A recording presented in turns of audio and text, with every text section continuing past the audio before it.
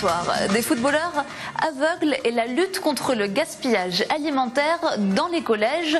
Voilà l'actualité ce soir du 6 minutes Strasbourg, Eurométropole. Ils ne voient pas, mais ça ne les empêche pas de marquer. Ils sont une cinquantaine en France à pratiquer le cécifoot, le foot pour aveugles. L'équipe de France sera à Schiltigheim vendredi et samedi prochain pour 2 matchs de préparation contre l'Allemagne en vue de l'Euro de cécifoot organisé en Angleterre l'été prochain. Et leur sélectionneur est alsacien. Alors comment joue-t-on au foot quand on est aveugle ? Il s'agit d'un ballon de foot tout à fait normal, qui est légèrement lesté pour éviter qu'il rebondisse de trop, qu'il aille rapidement au sol. Donc c'est un ballon qui contient quelques grelots que les joueurs repèrent bien entendu au bruit. Donc c'est un ballon spécifique, le cécifoot qu'on utilise sur les compétitions internationales. C'est un ballon officiel. C'est le plus important, c'est le ballon qui est sonore et qui est quasiment l'unique repère pour le joueur. Au-delà de ça, après il y a quelques adaptations à la pratique, comme par exemple le fait de s'annoncer, de dire voy pour les joueurs, qui évite que les joueurs ne se percutent sur le terrain, et également les barrières latérales qui font qu'il n'y a pas de touche. Le ballon reste en jeu, donc il y a des corners, des sorties de but, mais il n'y a pas de touche. Le joueur est complètement autonome et complètement libre sur le terrain, dans le sens où il n'a plus besoin de sa canne qu'il utilise quotidiennement pour se déplacer, il n'a plus besoin, je sais pas, d'un chien ou d'un guide, d'une personne qui l'accompagne. Il est sur le terrain, il est sur le rectangle vert et il est libre et il s'éclate, il pratique sa passion. Alors moi, ce qui m'a avant tout intéressé, c'est que c'était du football, mais que c'était un autre football, c'était un autre public. J'avais envie d'apporter mes compétences, on va dire, de technicien valide à cette discipline-là, mais avant tout de vivre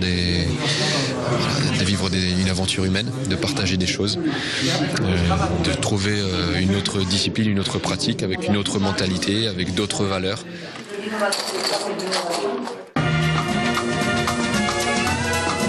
Chaque Français, chaque Alsacien, chaque Strasbourgeois gaspille 20 kilos d'aliments par an, dont 7 kilos de produits encore emballés. Alors qu'un rapport sur le gaspillage alimentaire était présenté au gouvernement aujourd'hui, le collège Sophie Germain organisait plusieurs ateliers sur cette thématique. Des ateliers menés dans le cadre de la 5e semaine de l'environnement de Cronenbourg. Cuisiner les restes, ranger son frigo de façon optimale, planifier les repas, autant d'astuces pour réduire sa poubelle. Ça m'apprend que, par exemple, il y en a un, il faut retrouver les fruits qui sont un peu déformés, un peu pas normal, on va dire. Et il faut trouver lesquels. Et ça m'apprend que, par exemple, une pomme qui est déformée, c'est une pomme. C'est une pomme, il faut la manger, quoi. Il faut pas la jeter juste parce qu'elle est pas normale. Atelier sur le calibrage des fruits et légumes. Ici, j'ai créé un quiz pour les amener à lire un peu plus attentivement l'exposition. Et il y a un atelier où j'ai mis des emballages de produits frais et produits non frais pour qu'ils comprennent la différence entre les DLC et les DLUO et puissent ensuite bien utiliser les aliments et moins gaspiller. Pour que le message passe correctement et que ce soit pas seulement un énième message qu'on leur répète de pas gaspiller, c'est qu'en fait ils le comprennent par eux-mêmes. Par les ateliers que j'ai mis au point, ils vont comprendre par eux-mêmes le principe, par exemple, des dates limites de consommation et dates limites d'utilisation optimale. S'ils comprennent vraiment le sens de ces acronymes, ils vont être à même de comprendre que, par exemple, un paquet de farine ne se jette pas après la date et qu'on peut encore le consommer longtemps après la date.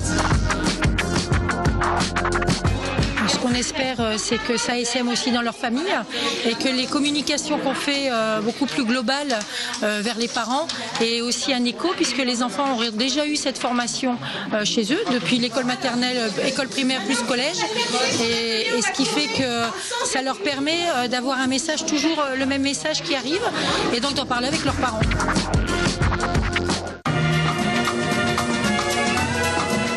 Eurométro sur Twitter pour les coulisses et le programme. À demain, on découvrira l'invité du prochain marché de Noël de Strasbourg. Et oui déjà, salut.